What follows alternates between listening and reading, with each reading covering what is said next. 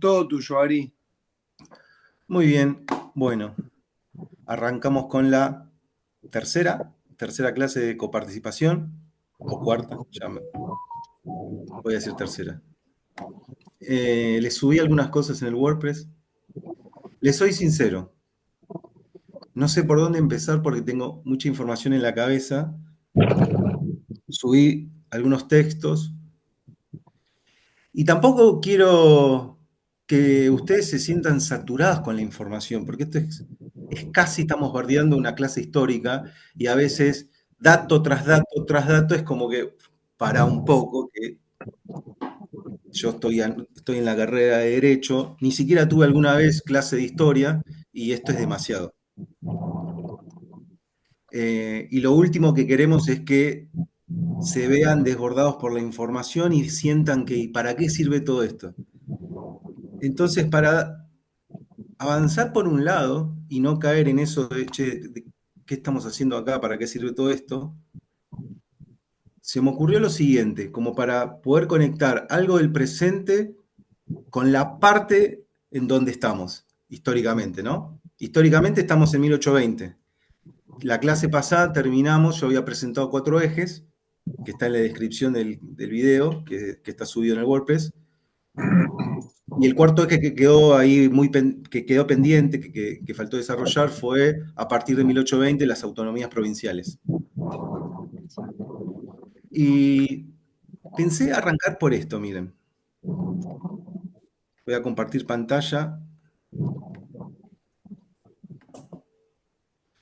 Ahí están viendo mi fondo de pantalla, que es un montón de archivos.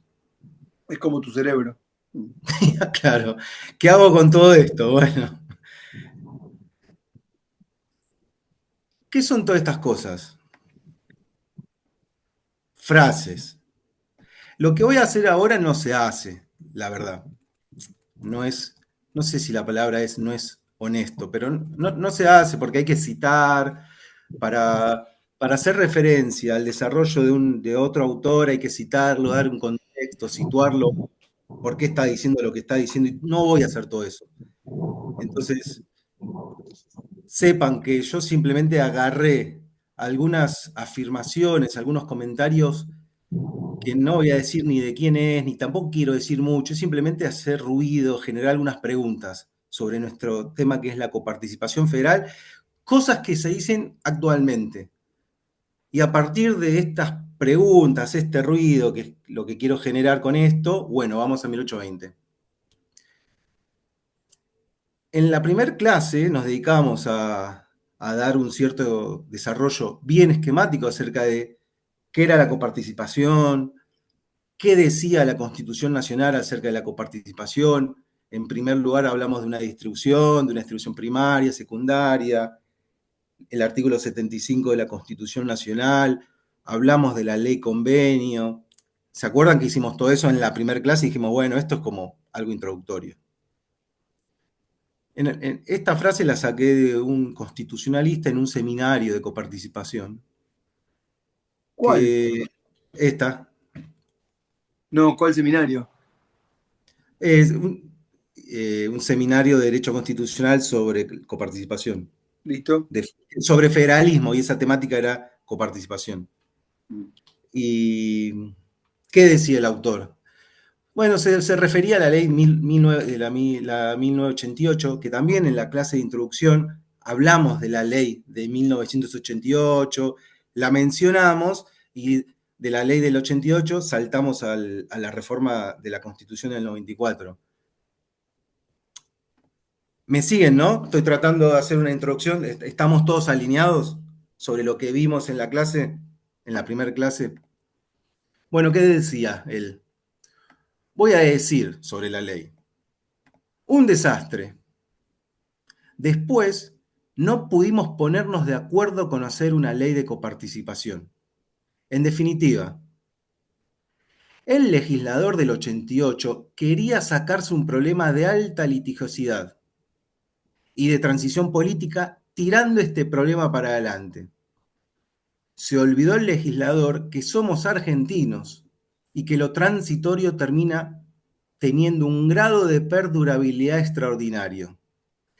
La misma persona, luego de decir esto, hablaba acerca de los objetivos o lo que buscaba la reforma del 94, en particular con el federalismo y la coparticipación.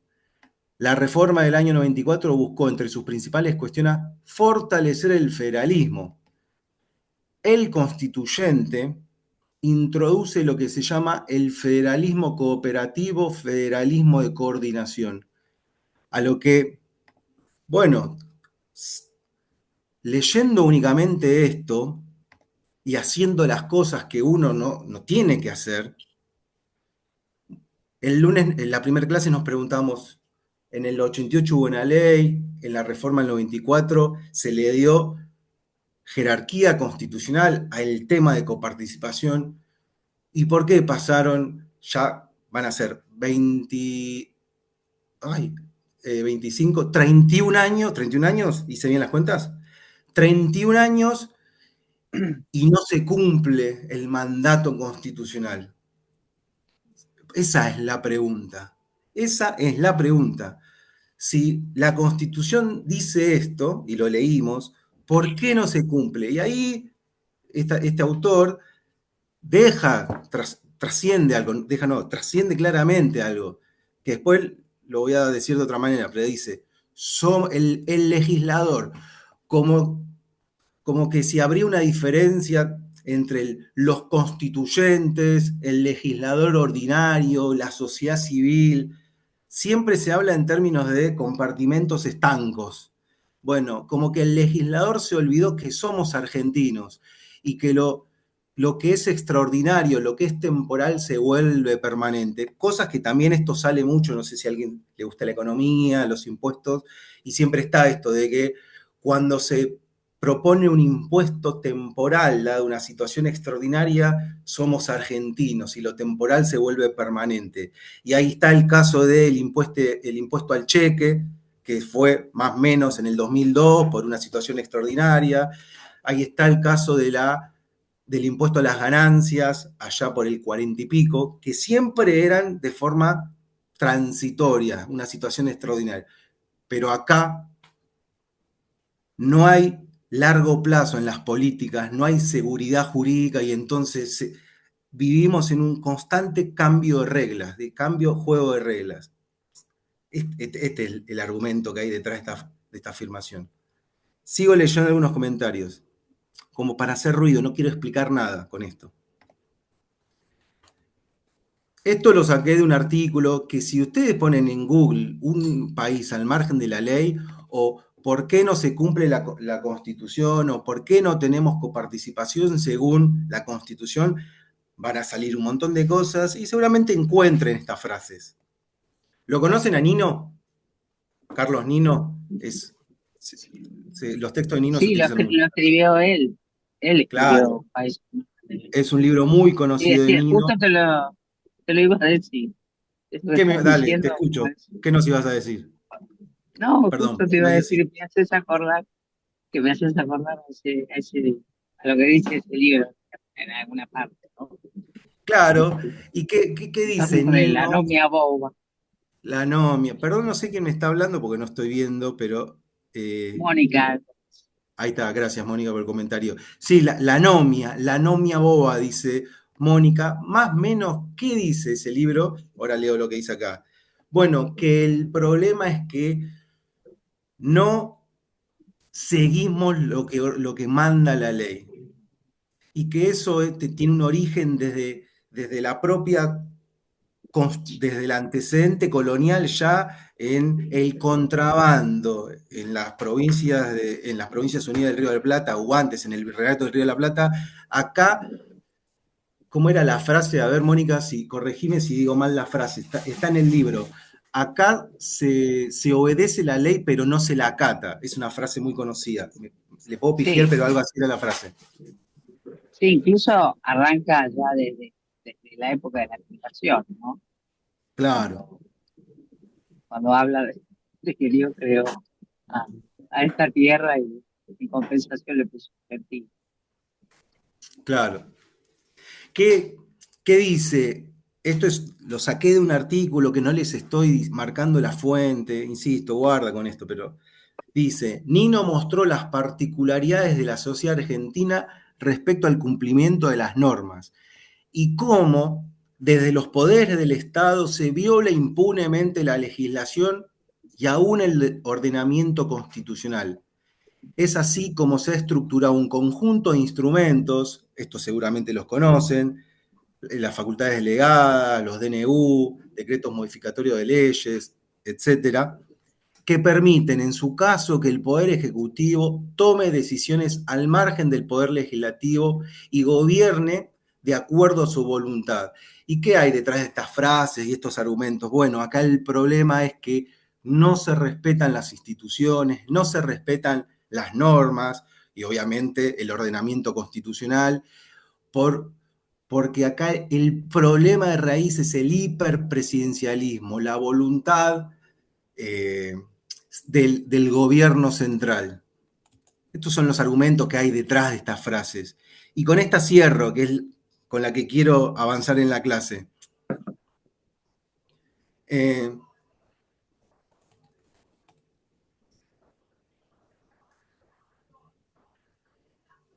Además de ir en contra de la Constitución, la Corte Suprema ha dicho en fallos relativos, que ya vamos a llegar a qué dijo la Corte en fallos relativos, pero ya eso es en el siglo XXI, a esta materia, que la necesidad de sancionar una ley es imperiosa, pero los actores políticos siguen haciendo caso omiso. O sea, una cosa son las normas, lo que dice la Constitución Nacional, otra cosa, evidentemente, siguiendo la idea de Nino, la poca cultura constitucional que tenemos como miembros de la sociedad argentina, que respetamos las normas pero no las acatamos. Y ahora estos argumentos, bueno, el problema es que los actores políticos no se ponen de acuerdo. ¿Por qué? Porque la política embarra todo. Y el término la política es decir un montón y no decir nada. Y con esto cierro, que es una frase que hizo uno de sus compañeros del cuatrimestre pasado sobre una reflexión de por qué no tenemos ley convenio. ¿Por qué la cito? Miren. La ausencia de una ley convenio de coparticipación es un reflejo de cómo el federalismo argentino está subordinado a una lógica centralista. Mientras que el sistema federal implica autonomía y equilibrio en la distribución de competencias, el modelo actual profundiza la dependencia de las provincias respecto del gobierno nacional. Acá está la idea de un gobierno centralizado que haga que el resto de las provincias dependan de ese poder centralizado. Esta dependencia limita la capacidad de los gobiernos provinciales para desarrollar políticas autónomas que respondan a sus realidades locales, perpetuando un ciclo en el cual los gobernadores se ven obligados a alinearse políticamente con el gobierno central para asegurar fondos. Le recorté bastante lo que seguía con el argumento. Considero que el panorama de este conflicto, el cual venimos arrastrando hace decenas de años, no va a cambiar a menos que haya un verdadero diálogo entre quienes, entre los protagonistas institucionales, entre el gobierno central, entre las provincias, sin falsas acusaciones, entre la política, en esta idea de separar los constituyentes, los legisladores, la política. Bueno, la política se tiene que poner de acuerdo en un verdadero diálogo, sin falsas acusaciones, excusas, mentiras y egoísmos. Ha quedado más que claro que para que haya una sana coparticipación, primero debe primar la coordinación y la cooperación, cuestión que ya he planteado como utópica, mientras se sigan manteniendo las mismas actitudes, con gobiernos cegados por el poder y la codicia, donde nadie está dispuesto a ceder un mínimo en pos de lograr una Argentina equitativa, justa e igualmente beneficiosa. Boh, dije un montón, pero lo voy a resumir en estos. Ustedes perciben que hay una idea de separar las cuestiones normativas por un lado, las cuestiones políticas por el otro lado y las cuestiones propias de la cultura de la sociedad. Eso es lo primero que querría decir. Hay una tendencia a hacer esa separación. Entonces, acá no hay coparticipación porque, bueno, porque los políticos no se quieren poner de acuerdo, porque nadie quiere ceder, porque, bueno, podría agregar un montón de adjetivos, pero ¿se entiende el punto? ¿Se entiende lo que quiero presentar? Que estas son cosas que, insisto, lo ponen en Google y le salen un montón de cosas. Entonces, ¿cuál es para cierta doctrina constitucional? ¿Qué es lo que hay que hacer? Lo tengo acá anotado. Lo voy a citar porque está en el WordPress, de Antonio María Hernández, que fue un constituyente y que hay un artículo de él en el WordPress. ¿Qué es lo que hay que hacer entonces? Bueno, cito, ahora sí cito. El camino a recorrer es de un federalismo de concertación. Ya vamos a ver cuál es el concepto de federalismo de concertación, pero más o menos es que nos pongamos de acuerdo.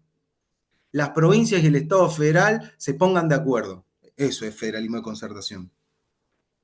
Y la expresión jurídica de ese federalismo de concertación sería la ley convenio, que ya hablamos en la primera clase sobre la ley convenio, ¿se acuerdan?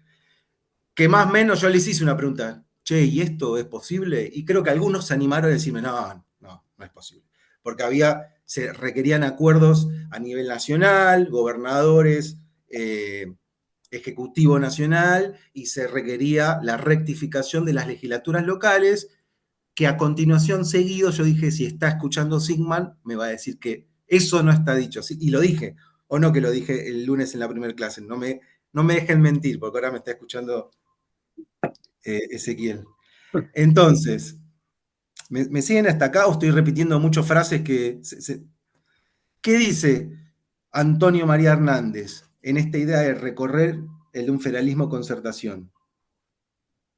Es clave en materia de federalismo fiscal seguir el acuerdo a lo que dicta la Constitución, avanzar en el cumplimiento estricto de la Constitución.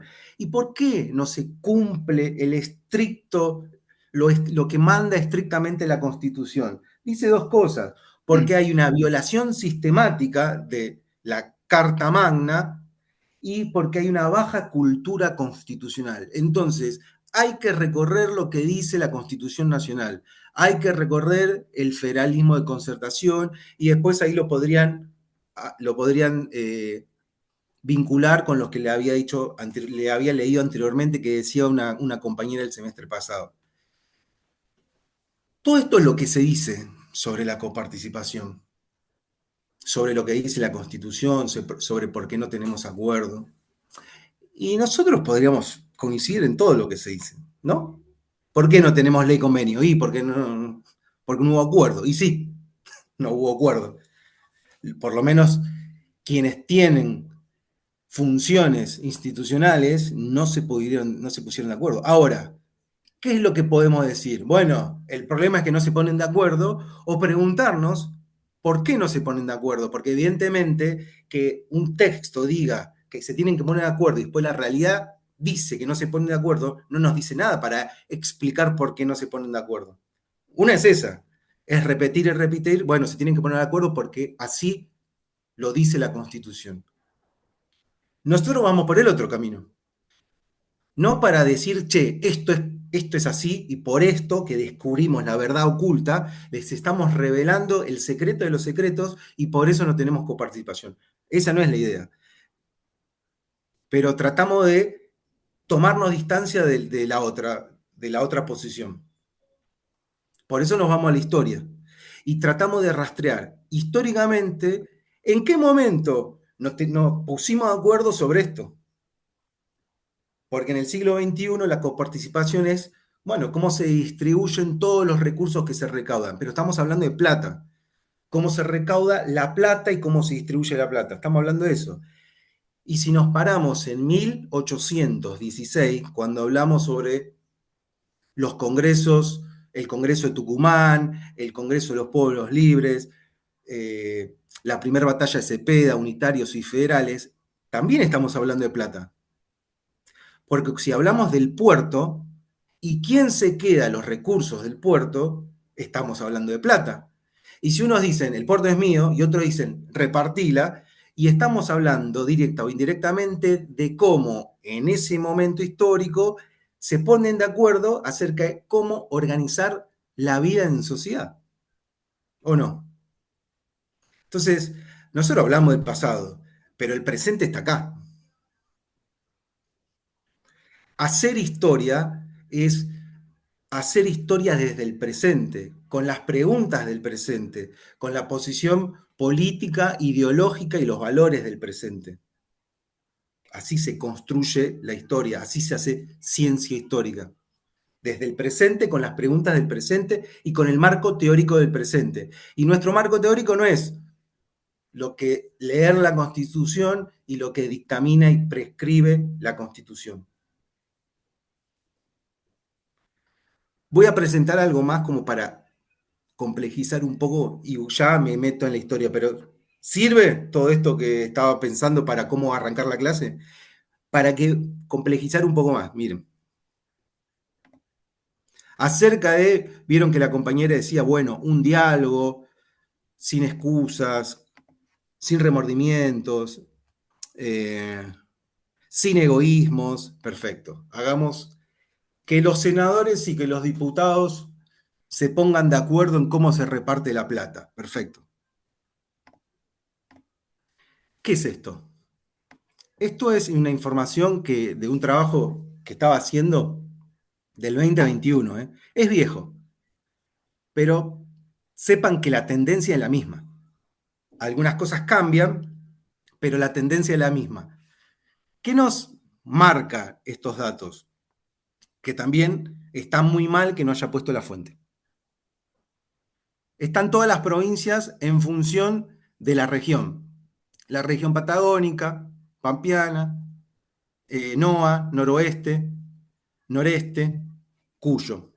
¿Y qué es lo que están marcando las columnas? Bueno, de lo que tiene Chubut, estos son los recursos de Chubut, en verde está lo que recibe de Nación, ¿sí? Lo que recaba, la plata que le llega a Nación. ¿De dónde? De la coparticipación. Lo amarillo son los impuestos que se cobran localmente en el territorio. Y lo gris, regalías. En algunas regiones, en función de determinadas estructuras productivas y la instalación de determinadas empresas, hay regalías y quedan en la provincia. Acá estamos hablando de las regalías petroleras. Fíjense que estamos en la región patagónica. Entonces, los colores que tienen que ver es el verde. Entonces, ¿qué estamos viendo acá? Patagonia. Y la región patagónica, salvo Río Negro, las provincias no dependen tanto de los recursos que envía Nación. Miren Chubut, miren Neuquén. Neuquén es el boom de Vaca Muerta. Con lo cual esto seguramente, si es del 2021, esto habrá bajado bastante, habrá cambiado bastante esto. Este es un extremo, NOA. ¿Cuál es el otro extremo? Perdón, este es un extremo, la Patagonia. ¿Cuál es el otro extremo? NOA. Miren Santiago del Estero. No tengo los porcentajes, pero viendo la columna ustedes podrán percibir que los ingresos fiscales de la provincia dependen mucho de lo que envía Nación por coparticipación. ¿Estamos de acuerdo con esto? Santiago del Estero, La Rioja, Jujuy, bueno, la mayor parte de NOA tiene esta situación. Y después, estos serían como la media, la región pampeana, y el NEA también tiene su dependencia de la plata de Nación. ¿Para qué les muestro esto? Ahí dejé de compartir. Bueno, ¿cuáles serán las dificultades para que los representantes de las provincias en el Senado, los representantes de las provincias en diputados, se pongan de acuerdo sin egoísmos en barajar y dar de nuevo sobre cuánta plata le corresponde a cada provincia. ¿Hay incentivos para que eso pase? ¿Qué ustedes pueden creer que los representantes, diputados, senadores de Santiago del Estero, qué incentivos van a tener de modificar lo que les llega de Nación? Si dependen exclusivamente de lo que les llega de Nación. ¿Se entiende el problemón? No sé si es un problema. ¿Se entiende la situación? Entonces, es muy fácil decir, en un diálogo concertado, resolvemos esto, pero justamente no lo podemos resolver porque evidentemente hay que explicar cómo llegamos a esta situación, donde hay provincias que dada su historia, dada la construcción de su Estado provincial, y cuando hablamos del Estado provincial estamos hablando de todos los aspectos de ese territorio, las instituciones, las capacidades productivas, las capacidades estatales, las migraciones de población, de eso estamos hablando cuando hablamos de Estado. Por eso, la primera clase yo le dije, coparticipación, federalismo, Estado, está todo que ver con, todo está relacionado. Veamos en la historia cómo esas provincias llegaron a ser y cuál fue su evolución.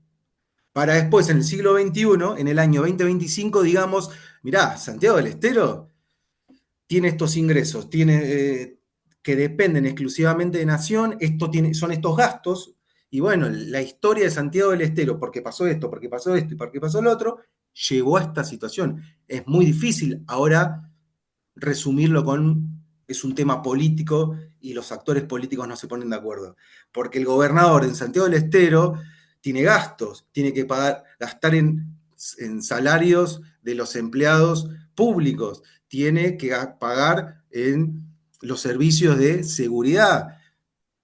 Y capaz en algún territorio no hay lo suficientemente, o no, está mal dicho, no hay la capacidad, no quiero decir porque Ezequiel me va a disparar, Decir lo no que hay quieras.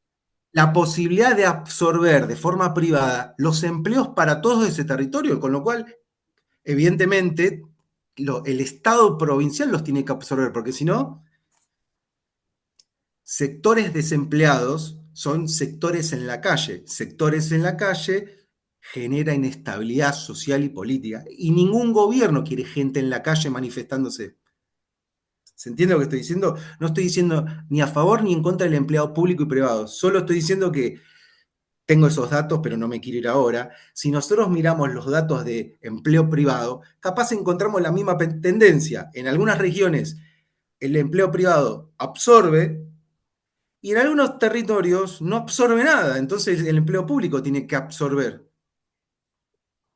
¿Y por qué llegamos así? Bueno, hay que ver cómo fue la historia, la construcción de ese Estado provincial y su evolución a lo largo de la historia. Por eso estamos parados ahora en 1820. Porque ahora estamos en el momento en que dijimos, che, en 1820 se caen los grandes proyectos que había. El directorio, que buscaba un proyecto centralista desde Buenos Aires, y el proyecto de los pueblos libres, que conducía Artigas, que tenía otra idea, que era organizar los estados provinciales en una federación, con todos los estados provinciales en pie de igualdad y sacarle un poquito de ese poder que tenía Buenos Aires. Eso se derrumba. Y entonces, ¿qué es lo que queda? A partir de 1820 y el título de las autonomías provinciales. Bueno, ¿cómo se van constituyendo y cómo se van consolidando esos estados provinciales? Porque no tenemos un estado nacional, no tenemos un estado nacional, tenemos estados provinciales que buscan consolidarse, tampoco tenemos estados provinciales consolidados, buscan consolidarse. ¿Sí? ¿Me siguen?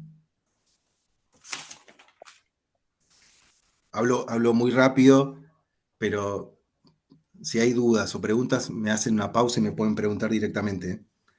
¿Se entiende para qué hice toda esta introducción larga? ¿Qué es lo que tenemos para leer en esta clase? Yo les subí algunas cosas. Un texto de, bueno, seguimos con los textos de Abelardo Ramos, que se sumaban a el texto que ya tenían de Abelardo Ramos y el de Brienza.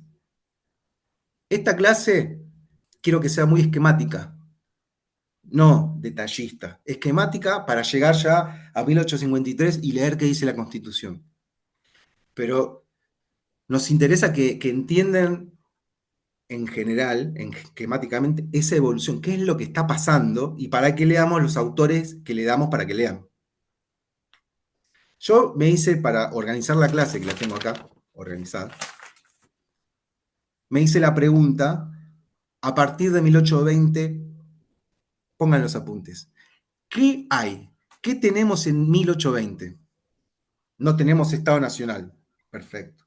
Tenemos estados provinciales que buscan consolidarse.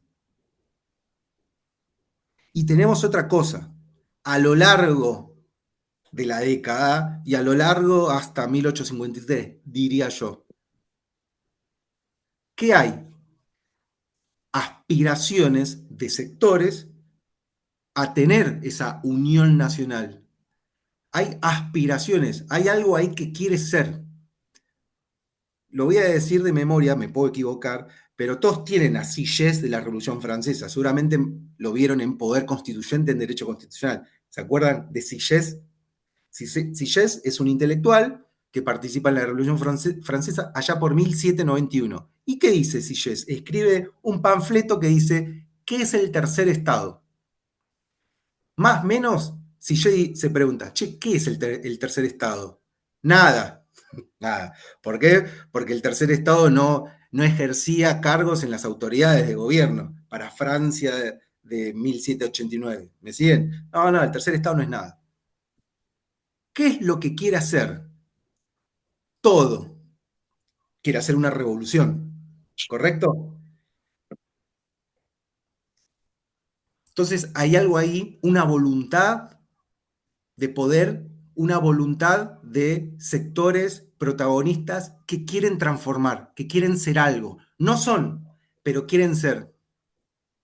Entonces, no hay estados nacionales, no, hay estados provinciales que se tienen que consolidar, pero a medida que se consoliden, va a haber aspiraciones a constituir un Estado nacional, a constituir una nación. Entonces la pregunta es, bueno, veamos esos casos, cuáles fueron esos casos y cuál fue su derrotero o no. Y ahí tienen los textos o el texto de Brienza y el texto de Abelardo Ramos, que nuestros casos paradigmáticos a lo largo de todo este recorrido del 20 al 53 van a ser los casos de Rivadavia y los casos de Rosas. ¿Sí?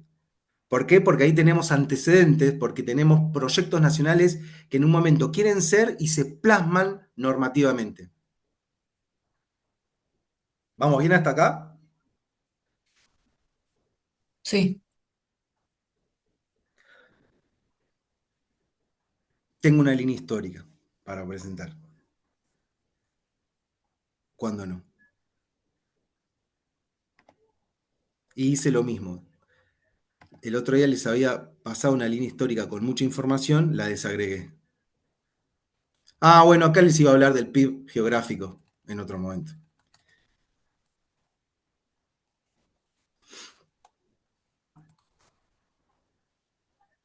Esta línea histórica creo que se la mostré la última clase, ¿correcto? Sí. Hay mucha info. ¿Qué es lo que hice? La separé en dos. Una para Rivadavia, otra para Rosas.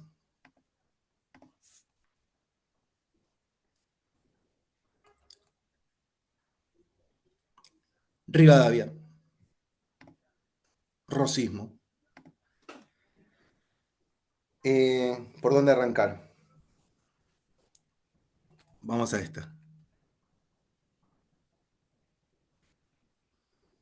Yo acá les había puesto diferentes provincias y los caudillos. ¿Quiénes son los caudillos? Los caudillos son la autoridad política de las provincias, los líderes políticos de las provincias. ¿Y por qué son los líderes o la autoridad máxima de cada provincia? Porque en general combinan dos atributos. poder militar y poder económico. No es que sale de la galera Estanislao López, por ejemplo, en Santa Fe. No, combinan cierta experiencia en batallas y tienen poder económico y poder militar. Y eso los ubica en una posición de poder reclamar y llegar a las instancias de autoridad política en los territorios provinciales. Yo puse los más conocidos, pero en todas las provincias están los caudillos. Buenos Aires, Santa Fe, Entre Ríos, Córdoba y La Rioja y todas las provincias del norte. Rivadavia, Dorrego y Rosas los marqué en rojo y en negro porque son de los que hablan los autores que ustedes tienen para leer. Pero en los diferentes textos también mencionan a Estanislao López, a Pancho Ramírez, son conocidos. Si vieron el canal de YouTube que les pasé, que les recomendé de Felipe Piña, que está bueno como para ordenarse históricamente.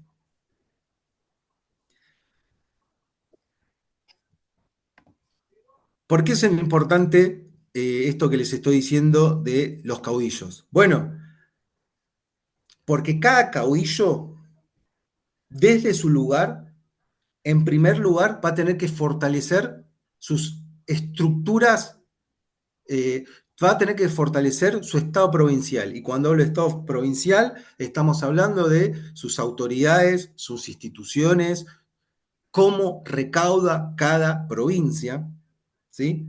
Entonces, en la medida que se pueda consolidar, va a estar en una mejor posición para aspirar a un proyecto de nación. Fíjense que los casos de los que vamos a hablar son Rivadavia y Rosas. ¿De dónde son oriundos Rivadavia y Rosas? Buenos Aires. ¿Por qué no hablamos de un proyecto nacional de Facundo Quiroga, o de Córdoba, o del caudillo de Salta? Porque evidentemente desde Buenos Aires están las condiciones dadas para poder proyectarse, para poder proyectar una nación. ¿Por qué? ¿Por qué? Porque Buenos Aires es el que más plata tiene. No tenemos Estado Nacional, o sea, no tenemos la forma en que se van a recaudar y distribuir los recursos. Cada provincia recauda como puede. Y en la medida que recauda como puede, fortalece sus capacidades estatales. Y si fortalece sus capacidades estatales, va a estar en mejores posiciones para fortalecer sus estructuras productivas. ¿Se entiende esto? Esto es importantísimo. ¿Por qué? Porque justamente Rivadavia y Rosas son las figuras protagónicas de todo este periodo del 20 al 29. ¿Y por qué Rivadavia y Rosas? Bueno, porque Buenos Aires tiene el puerto. Únicamente eso.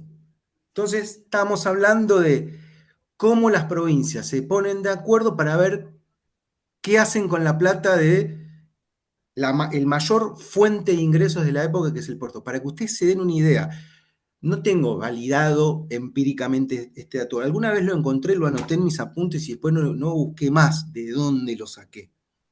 Así que tómenlo con pinzas lo que le voy a decir. Pero para que se den una idea, ¿saben la diferencia entre precios corrientes y precios constantes? Los precios corrientes son los precios del momento, ¿sí? Por ejemplo, yo en 2010 a precios corrientes ganaba en mi trabajo, que trabaja en sistemas, 3.000 pesos. Precios constantes sería traer a hoy esos pesos de 3.000 pesos de 2010. ¿Se entiende la diferencia? Precios corrientes, precios constantes. Yo les voy a hablar de los precios corrientes. ¿Cuánto era el ingreso de Buenos Aires a precios corrientes en 1830? Para que se ubiquen. 1.500.000 pesos, de los cuales el 80% venía de la aduana. ¿Saben el resto de las provincias? El resto de las provincias salta a precios corrientes entre 20.000 y 30.000 pesos. Santa Fe, 50.000 pesos. ¿Se perciben la asimetría, la diferencia abismal entre Buenos Aires y el resto? ¿Lo perciben? Entonces, ahora vamos a hablar de Rivera y Rosas. ¿Y por qué? Porque son los que se pueden proyectar a nivel nacional. ¿Por qué? Porque con la plata consolidan sus instituciones de gobierno y consolidan sus capacidades estatales. Con plata es más fácil todo. Y Buenos Aires es el que tiene más plata a lo largo de todo este periodo. ¿Dudas? ¿Venimos bien? ¿Alguien quiere hacer un comentario? ¿Leyeron el texto de Abelardo Ramos que tenían para hoy? Ahí Tobías me hace así. Gracias, Tobías.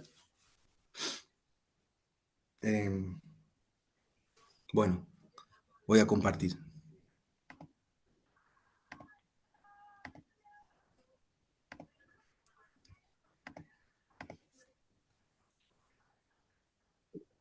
Rivadavia, quiero decir dos cosas.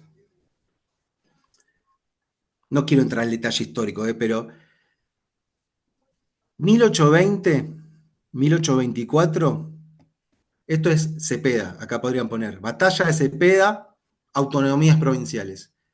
1820, 1824, en Buenos Aires, gobierno de Martín Rodríguez. Ponen en Google si les interesa, ¿eh? ¿Quién fue Martín Rodríguez? ¿Quién fue Martín Rodríguez? El que trajo la paz y la estabilidad en Buenos Aires. Muy importante. Estabilidad. ¿Se acuerdan la frase? En algún momento la escucharon. Paz y progreso no es la frase. Orden y progreso. Orden y progreso. O, por ejemplo, hoy en día, a diferencia, no vamos a debatir con Sigman, pero yo podría decir, necesitamos estabilidad cambiaria para que haya crecimiento económico. Estoy diciendo algo para que se entienda la idea de orden y progreso, estabilidad. Martín Rodríguez es el que trae la estabilidad en Buenos Aires luego de movimientos de inestabilidad política total en la provincia. ¿Quién va a ser el ministro de gobierno de Martín Rodríguez? Rivadavia.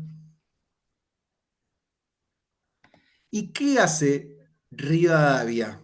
Lo voy a pasar acá, no las voy a leer una por una, pero como está siendo grabada, después pueden pausar en este momento y ahí las tienen. Pero son las famosas reformas rivadavianas entre el periodo que él fue ministro de gobierno y el periodo que fue presidente. Hay un montón de reformas rivadavianas, pero para que ustedes tomen nota, fundación de la UBA, creación del registro civil, acá se mete con la iglesia. Acá se crea el Tribunal Supremo de Justicia en Buenos Aires, crea la Bolsa de Comercio, y me olvidé de agregar, miren, también hay una reforma del ejército, profesionaliza el ejército. Fíjense, Rivadavia se mete con la iglesia y se mete con el ejército. No es joda, son pesos pesados de la época. ¿Por qué digo que se mete con el ejército? Porque si quiere constituir un ejército permanente, profesional, ¿qué es lo que está diciendo? Acá va a haber un único, va a haber un monopolio de la violencia legítima. No va a haber ejércitos en cada territorio, va a haber un ejército para establecer el orden. Entonces, se mete con los estados provinciales. ¿Me siguen? Esas son las reformas rivadavianas que no es tema de esta clase. ¿Qué es lo que me interesa que es tema de esta clase? Bueno, ¿acá había algo o se me pasó a mí? No sé si acá había algo. Control Z. Sí, no, me fui por cualquier lado. No, no había nada, capaz se me... Cerralo sin grabar. Ya está. No, porque no sé si lo grabé. ¿Qué es lo que me interesa? En la medida en que desde el 20 se impone el orden, la estabilidad, En este periodo del 20 al 24, no sé si lo tienen en el texto de Abelardo Ramos o lo tienen en el texto de Brienza, de algún lado lo saqué. Se lo recuerda a ese momento como la feliz experiencia. ¿Por qué? Porque hay una cierta prosperidad en Buenos Aires. Porque en la medida en que Buenos Aires se tiene que dedicar exclusivamente a consolidar su estructura estatal y no tiene que gastar plata en consolidar el Estado Nacional como era el proyecto del directorio, en la medida que no tiene que gastar en las guerras internas y demás, que después van a pasar algunas cosas, bueno, puede dedicarse a los asuntos internos y esa estabilidad le genera prosperidad en ese periodo. Y en la medida que le genera la prosperidad económica, estabilidad social y política, es que finalmente para agosto de 1824, Buenos Aires tiene las capacidades y las posibilidades para poder aspirar y proyectarse una idea de nación.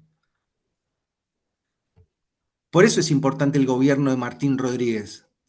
Y ahí tienen en agosto de 1824 el famoso Congreso General Constituyente. Yo ahí les puse las fechas, agosto, diciembre, comienzan las sesiones del Congreso. ¿Qué es lo que nos interesa a nosotros? Bueno, ¿cuál era el objetivo del Congreso General Constituyente? Darse una constitución, organizar las instituciones de gobierno.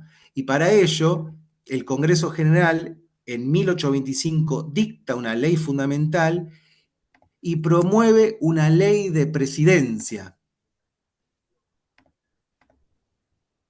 Dejo de compartir y voy a admitir a Ramiro. ¿Sí? Estamos ordenados cronológicamente en el Congreso General y qué es lo que busca el Congreso General y por qué es posible convocar al Congreso General y aspirar a un proyecto nacional. ¿Estamos alineados con eso? Después en el texto de Brienza, ahí yo les hablaré y les aclaré muchísimo acerca del revisionismo, el revisionismo histórico y las diferencias. Brienza, el título del apartado de Rivadavia, ¿cómo lo llaman? El tirano unitario. Y ahí Brienza también da, desde el presente de Brienza, sus caracterizaciones de Rivadavia. Por eso les hablaba, desde el marco teórico del presente, nosotros vamos al pasado y eso hace Brienza. Y por eso lo caracteriza como lo caracteriza en el texto que ustedes tienen para leer. Lo pueden tomar, lo pueden dejar. No me interesa mucho que acá tomemos posición acerca de si fue un tirano unitario, si no lo fue, si Rosa fue un autoritario, el primer populista, esas cosas que dicen, sino tratar de esquemáticamente entender la evolución de los acontecimientos. ¿Qué es lo que le pasó a la feliz experiencia de Rivadavia? Porque ya en el 24 convocamos al Congreso General Constituyente, que tiene como objetivo darse las instituciones de gobierno, darse una constitución, y la ley de presidencia, ¿qué busca? Darse un presidente. ¿Qué es lo que va a decir Brienza sobre este punto particular? Bueno, acá hubo no sé si lo dice literalmente con este término, en todo caso corregime, Tobías, no me acuerdo. El problema fue un problema de origen, de legitimidad de origen. Ahí en el Congreso Constituyente fue muy a las apuradas y en 48 horas se sancionó quién iba a ser presidente, que iba a ser Rivadavia. Lo dice así, más o menos lo dice así, Brienza. En este Congreso Constituyente, que en principio empiezan siendo 33 representantes de todas las provincias, ahí se van dividiendo entre unitarios y federales, en este Congreso Constituyente. Los unitarios que buscan una autoridad centralizada y los federales en Argentina son una respuesta al centralismo porteño, no al centralismo de la autoridad. ¿Perciben la diferencia? Y eso nos diferencia del federalismo con Estados Unidos. El federalismo en Estados Unidos busca la autoridad centralizada. Nosotros acá, el problema de los federales para 1820 no es que están en contra de la autoridad centralizada, están en contra de la autoridad centralizada que está en Buenos Aires, están en contra de la autoridad de los porteños. ¿Sí? ¿Me siguen? ¿Cómo llega a su fin la feliz experiencia de Rivadavia? Si alguien leyó el texto de Abelardo Ramos, ¿se anima a decir algo o sigo yo con el relato? Así tomo un mate. Tobías, ¿te animás? Bueno. En el Power, voy a decir títulos nada más, porque por un tema de tiempo no puedo desarrollar todo esto. Pero, ¿qué hace? Ya teniendo la idea de guarda con las etiquetas, unitarismo y federalismo en nuestra experiencia histórica. ¿Qué se le ocurre hacer Rivadavia? Marzo de 1826. Ley de capitalización. ¿Qué significa ley de capitalización? Rivadavia quiere separarle a la provincia de Buenos Aires toda la parte del puerto y unas partes de territorio, bueno, que sean capital y sacarle los ingresos de la aduana a Buenos Aires y que eso iba a ser un territorio federal del Estado Nacional. Entonces, esta ley de capitalización, con lo que hace Rivadavia, es ponerse en contra a todos los miembros de los hacendados de la provincia de Buenos Aires, que eran los que usufructuaban en mayor medida los ingresos de la aduana. Un montón de fracciones sociales de Buenos Aires se oponen a la ley de capitalización de Rivadavia, porque dicen, che, escuchá, los ingresos de Buenos Aires, los ingresos del puerto son de Buenos Aires. No nos saques los ingresos del puerto, porque con los ingresos del puerto fortalecemos las capacidades estatales de Buenos Aires. Con la ley de capitalización, todos esos ingresos se van a ir a Nación, no van a quedar en Buenos Aires. Ahí hay un primer punto de inflexión donde se quiebra la base social muy importante en Buenos Aires, que son los hacendados que los menciona Abelardo Ramos, se van a oponer a la ley de capitalización. ¿Sí? Y en diciembre de 1826 se dicta la constitución que impulsa Rivadavia, que tiene la etiqueta, la constitución unitaria. ¿Qué es lo que va a hacer eso? Bueno, sumado a las oposiciones internas que tenía Rivadavia en Buenos Aires, ahora se va a sumar la oposición del resto de las provincias que se oponían a una constitución unitaria. La constitución de 1826 facultaba al presidente de la nación a designar a los gobernadores de las provincias. Entonces, sumen oposición interna, oposición de las provincias de Buenos Aires, era esperable, era evidente que la experiencia feliz de Rivadavia llegue a su fin. Lo estoy resumiendo brutalmente, pero ¿se entiende los problemas que tiene Rivadavia? Guarda con eso, porque ¿para qué sirve todo esto? Para que no se queden con algunas adjetivaciones que hace Brienza y que hace Abelardo Ramos de Rivadavia, el representante del unitarismo porteño.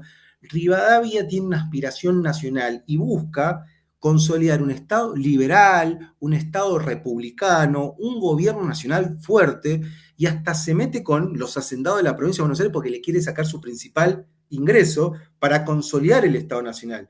Rivadavia quiere modernizar y acercar estos territorios del Río de la Plata a Europa, a la civilización europea. Ese es el proyecto de Rivadavia. Y por eso, si ustedes googlean las reformas rivadavianas, pueden encontrar un montón de cosas que, pará, yo con esto coincido.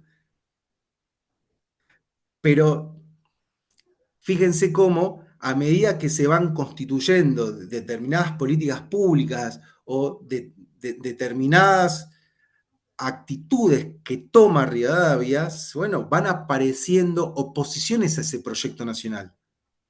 La ley de capitalización es una, y ya la constitución unitaria, que en términos de Brienza se sanciona de un momento a otro, sin consenso con los representantes del resto de las provincias, bueno, era una cuestión de tiempo para que caiga y efectivamente cae. Y ahí se termina la experiencia de Rivadavia.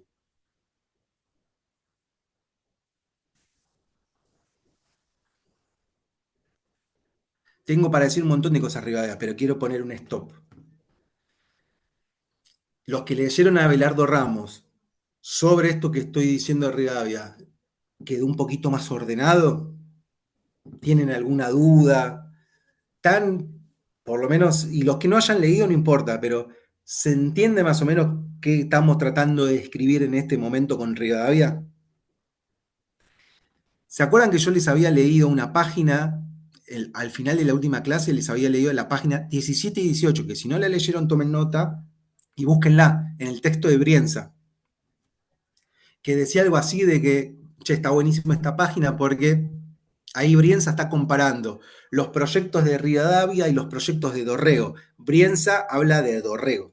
Yo no voy a hablar ahora de Dorrego, pero no lo voy a leer porque voy a perder tiempo, pero más o menos, ¿qué hace Dorrego cuando Rivadavia se va a Europa por términos de, tenía el manejo de relaciones exteriores?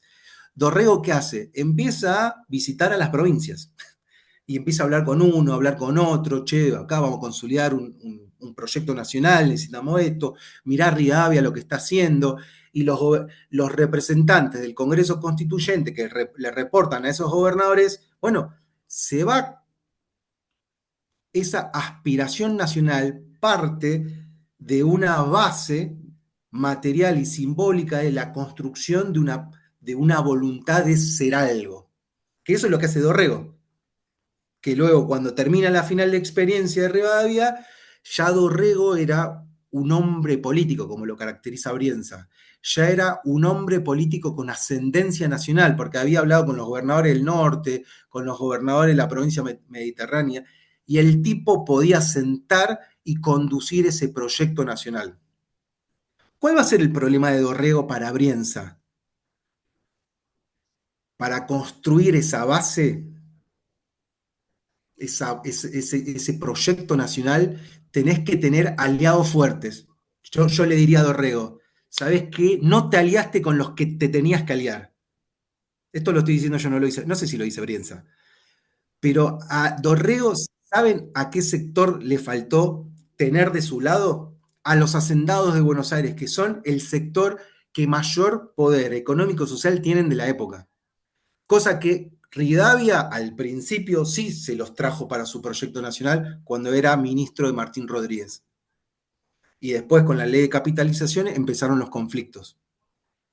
A Dorrego le faltó esa pata, esa fuerza social que le pueda hacer de base para su proyección nacional. ¿Se entiende lo que estoy diciendo? Hablamos de Rivadavia, hablamos de Dorrego, nos falta de Rosas. Rosas podríamos decir lo mismo de Rosas, pero de Rivadavia para listar determinados acontecimientos. ¿Qué es lo que me interesa de Rosas que menciona Abelardo Ramos? Se puede hablar un montón de Rosas y en 15 minutos yo no puedo decir todo lo que pasa en el gobierno de Rosas. Traten de leer el texto de Abelardo Ramos, pero con Rosas percibe esto que le faltó a Dorrego. Y Rosas es una nueva forma de gobernar la provincia de Buenos Aires. ¿Qué piensa Rosas? Yo tengo que tener de lado a los sectores más fuertes de Buenos Aires, pero también tengo que construir un consenso para los sectores mayoritarios, los sectores populares. Entonces, Rosas construye una alianza entre los hacendados de Buenos Aires, del que él era parte, y los sectores populares. Y con esa base material consolida el Estado provincial y puede tener una aspiración a un proyecto nacional. Cosa que nunca pasa, porque la crítica liberal o la crítica de ciertos sectores liberales a Rosas es nunca buscaste una constitución nacional. ¿Tienen esa crítica que se le a Rosas? ¿Alguna vez lo escucharon? Nunca llamó a sancionar una constitución. El rosismo nunca buscó sancionar una constitución nacional. Es más, llegamos a 1852 caseros y finalmente tenemos una constitución nacional. ¿O no? ¿Tienen esa parte?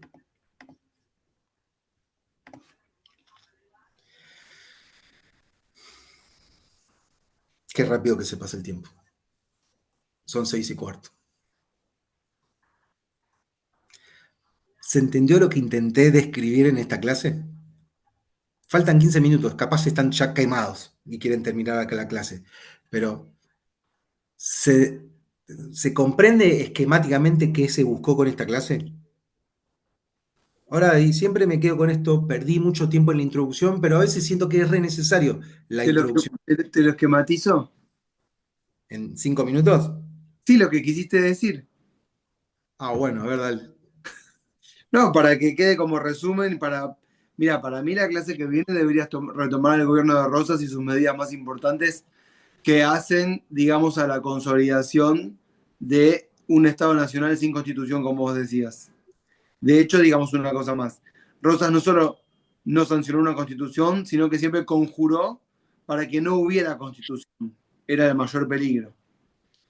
Pero lo que intentó Ari explicar, en algún sentido, es que Rivadavia fue uno de los primeros que tuvo un proyecto nacional, ¿sí? Pero tal vez se alió con los personajes equivocados y Dorrego lo mismo. Y el actor que va a intentar consolidar un proyecto nacional y se va a aliar con las fuerzas más importantes que le van a permitir consolidar ese proyecto, ese es Rosas.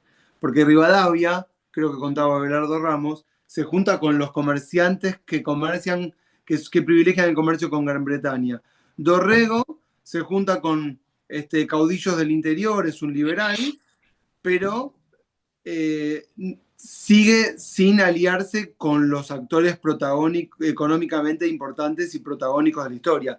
Y ese va a ser, digamos, esa va a ser la fuerza que va a tener Rosas. Y al mismo tiempo Ari intentó explicar, cuando habló de CIES, me parece, que por primera vez aparecen en Rivadavia y en Rosas la idea de un proyecto nacional, cosa que hasta ese momento no había habido. Entonces es muy importante esta idea de que hay un tercer estado, como mencionó Ari, que son los sectores comerciantes y ganaderos más importantes, que son los que controlan el comercio y la incipiente industria, pero que no son parte de la administración. Porque eso es lo que dice Sieyès, que hay un tercer estado que es el espíritu de la nación, pero que no es parte de la administración y que va a intentar querer serlo. Y entonces, de alguna manera, Rosas, tomando de alguna manera esta idea de Sieyès, de que hay un tercer estado que es protagónico, pero que no gobierna las instituciones, se va a aliar con esos a los que les va a entregar de alguna manera el poder. Y al mismo tiempo, pero eso lo vamos a ver ya la vez que viene, Rosas va a articular mejor con los intereses de las provincias de lo que lo hizo Dorrego y de lo que lo hizo Rivadavia. Y eso es lo que va a fortalecer de alguna manera la plataforma para lo que va a ser la Argentina futura. Entonces yo lo que quiero que quisiste decir, Ari, es que con los datos del principio, es que es muy difícil, es muy fácil, esto para decirlo del principio, es muy fácil criticar, ¿sí? A partir de una supuesta ley que no existe y decir, che, pero ¿cómo puede ser que no nos pongamos de acuerdo? Pero pero con el recorrido histórico advertimos que hay diferentes intereses que hacen que sea muy difícil ponerse de acuerdo. Y sin tomar partido por uno o por otro, ponerse de acuerdo es casi imposible. Entonces, más allá de tomar posiciones, lo que Ari está intentando explicar es que los diferentes intereses no permiten que nos pongamos de acuerdo. Y nuestro curso no aspira a desde un lugar, a que desde un lugar, digamos, teórico, racional, indignarnos porque no se cumplen los mandatos constitucionales, sino que el recorrido que está haciendo es intentar explicar cuáles son los diferentes intereses que no posibilitan de alguna manera que lleguemos a un consenso final. Y tal vez no lo logremos nunca. Y tal vez no lo logremos nunca. No es correcto. Yo pienso que el proyecto de Rivadavia, el proyecto de Rosas, el proyecto de Dorrego o los proyectos del interior son todos distintos proyectos y siguen siendo todos divergentes. Y eso pasaba tanto en 1820, cuando Ari se paró en el momento de la historia en donde se da la disolución, y eso sigue ocurriendo hoy en día. Y también, Ari, me parece que te paraste en 1820 porque es el momento en donde Buenos Aires deja de preocuparse por el interior y consolida su proyecto de provincial propio, lo mismo que las provincias. Y además, quiero decir algo que no dijiste, que era muy importante. ¿Viste cuando hablaste del gobierno de Martín Rodríguez? Martín Rodríguez es, ¿no? Que trae la estabilidad. ¿Saben por qué también fue importante? Porque desde 1810 hasta 1820 solo tuvimos guerras. Y cuando terminan las guerras en 1820, más allá de la derrota de Buenos Aires en esa batalla contra Entre Ríos y contra Santa Fe, llega un periodo en que terminan de alguna manera las guerras en Buenos Aires y llega una etapa de estabilidad para la capital. ¿Sí? Y eso, después de 10 años de guerras, es muy importante porque había mucho temor a vivir constantemente en un estado de anarquía y de guerra. Entonces, la estabilidad que trae Martín Rodríguez y las medidas que trae Rivadavia son fundamentales, como para cuando Ari explicó, se establezca lo que nosotros llamamos orden para que haya progreso. Porque sin un orden, sin una fuerza que gobernara Buenos Aires, era imposible hacer desarrollar las industrias. Más allá que después al interior de esas industrias, esos comercios, haya desigualdad. Eso es un tema que nunca se solucionó y tal vez nunca se solucione. Y yo me parece que por ahí fue toda la clase, Ari. Déjame agregar una cosa y después tirar títulos para la clase que viene. Para la Bueno. clase que viene. Un comentario. Porque nosotros estamos hablando de aspiraciones nacionales. En 1821 hay un gobernador de Córdoba, Bustos, María Bustos, creo que el nombre es María, no sé, lo pueden googlear, que dice, desde Córdoba, che, convoco a un Congreso Constituyente a sancionar una constitución. Nadie le da bola. Buenos Aires no lleva a los representantes. ¿Y por qué en 1824 se convoca un Congreso Constituyente y van todos? Porque lo convoca Buenos Aires. No es lo mismo. ¿Perciben que es muy importante las capacidades estatales de cada territorio para aspirar a un proyecto nacional? Seguramente en todos los gobernadores, todos los caudillos tienen proyecciones nacionales, pero hay diferencias. Y yo no sé si el presente, cómo responder a la pregunta del presente, pero me animo a responder a la pregunta de ese momento. Bueno, Buenos Aires tiene la fuente de los principales ingresos y no está dispuesto a soltarla, porque sabe que con plata es más fácil consolidar las estructuras estatales. Entonces, no está dispuesto a soltarla. Rosas no está, lo digo yo, no sé ni si lo dice Abelardo Ramos, lo digo yo. Rosas no está dispuesto a soltar los ingresos de la aduana. Miren lo que le pasó a Rivadavia, que con todo lo que se dice Rivadavia, intentó soltar los ingresos de la aduana desde Buenos Aires y se le dieron vuelta a todos los hacendados porteños. ¿Se entiende? Entonces, pasa por eso, hablar de coparticipación. En este momento estamos hablando de los ingresos de la aduana y no es que no hay diálogo porque los representantes no se ponen de acuerdo. No hay diálogo porque no se trata del diálogo, se trata de, che, ¿quién se queda con la plata? Y los que tienen esa fuente no están dispuestos a soltarla. ¿Y cuándo la van a soltar? Cuando hubo una guerra y cuando perdieron, caseros. Ahí empieza. Para que quede claro, concretamente lo que estamos hablando, no estamos hablando de diálogo y concertación en este momento. Estamos hablando de la plata y quién está dispuesto o no. Y después pueden googlear si les interesa estos temas, seguramente hay argumentos para defender por qué Rosas no lo van a encontrar en estos términos, no quería soltar la plata, pero ahí van a encontrar argumentos principalmente de una corriente del revisionismo histórico de por qué Rosas no sanciona una Constitución Nacional. Hay argumentos, pero bueno, esos son debates históricos, no viene parte de esta clase. Bueno, estamos ahí. ¿Cuándo es la próxima? No sé, creo que en 15 días la próxima, porque el lunes que viene estamos en otro lado. Bueno. Fíjense que en el WordPress, además del texto de Belardo Ramos, si los que no lo leyeron, léanlo, céntrense en algunos temas que son centrales del gobierno de Rosas. Pongan en estos apuntes, esto de la coacción y consenso, o palo y zanahoria de Rosas. La forma de gobierno de Rosas tiene eso. El debate es de Rosas y Patrón, les puse un link en el WordPress para que lean, qué pasó en 1830, y el tema de la famosa ley de aduanas, que esto es debate, nosotros no vamos a sumergir en estos debates, pero son elementos a tener en cuenta en el periodo. para la próxima clase, si ustedes lo tienen leído y podemos intercambiar un poquito más, estaría buenísimo. Recorremos eso y ya arrancamos en 1853. No sé, faltan 7, 8 minutos. Si alguien quiere hacer un comentario, bienvenido. Nos encantaría. Y si no, terminamos acá.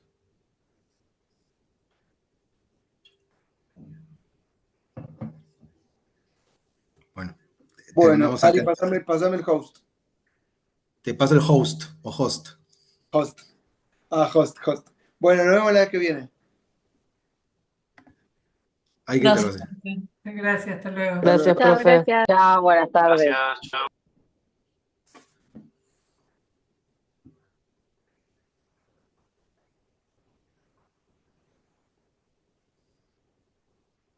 Espérame.